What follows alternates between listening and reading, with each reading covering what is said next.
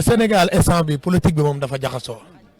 te jamono ji may wax daggal vidéo bi nga téye nga denc bu amul déggoo li ma lay wax si politique bi bu amul woo ma ne sëñ Xaadim amul ma def ak yow dara barki Seydina Muhammad tàkk-tàkk yaa ngi ñëw dagal vidéo bi nga téye. 2021 li amoon. billaahi wallaahi taalaahi barki laa ilaha illallah am na ci politicien boo xam ne bu jugul si boppam dëgg billaahi wallaahi wa taalaay du bokk élection. sëñ bi li nga xam ni garaaw dëgg fi ne gars yi commencé bi ñu ko déggee dañu commencé tiit ndax yow moom boo waxee gars yi mën a signé. ma la wax dama ne la.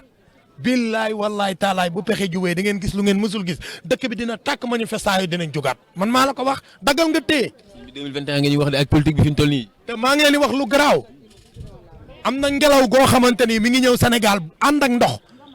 billaahi wallaahi wa taalaay bu ñu jugul dëgg déggoon ma la wax de def sarax yi nga xamante ni moo nekk ci ginnaaw palais bi ci île bi ci ginnaaw palais bi bu ñu ko deful dëkk bi dina tàng jër deewu ndaw yi dinañ bëri te billaahi wallaahi wa taalaahi tàkk-tàkk yi dinañ jugaat man sëñ Xaadim maa wax lii.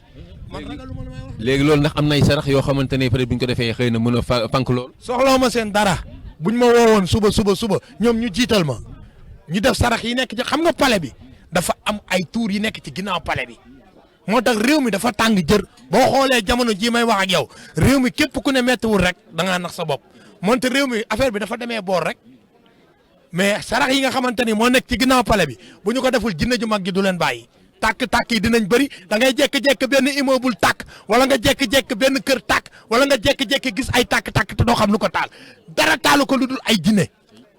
man maa la ko wax fii tey siyaatini ñi ngi si Sénégal di dox